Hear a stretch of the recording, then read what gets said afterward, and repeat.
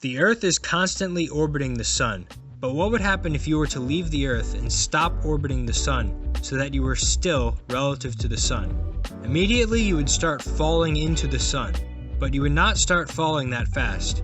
You would only accelerate towards the Sun initially at 6 millimeters per second squared, and you would accelerate faster the closer you got to the Sun.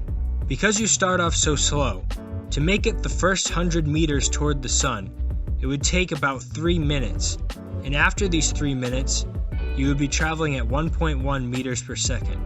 To make it the first kilometer, it would take nearly 10 minutes, and by this time you would be traveling at 3.5 meters per second. Because you're falling so slow, let's jump ahead.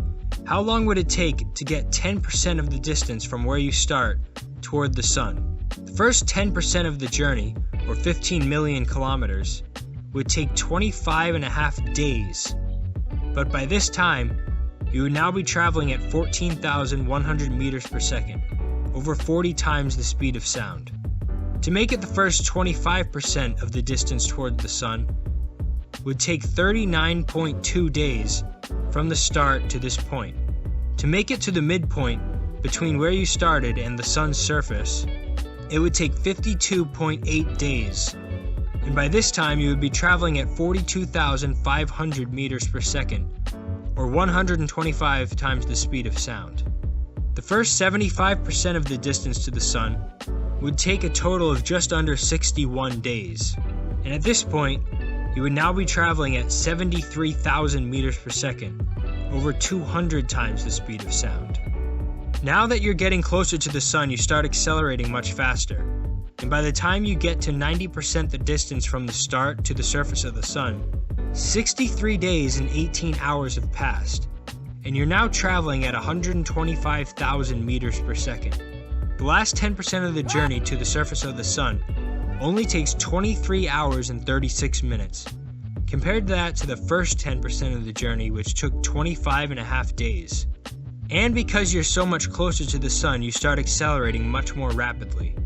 Remember, at 90% the distance to the Sun from the start point, you would be traveling at 125,000 meters per second, but by the time you would reach the surface of the Sun, you would be traveling at 616,000 meters per second, over 1,800 times the speed of sound.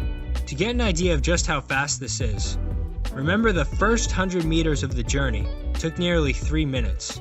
It takes about 1/3 of a second for a passenger plane to travel 100 meters. But the last 100 meters toward the surface of the Sun only takes 0.16 milliseconds, less than 2/10,000ths of a second.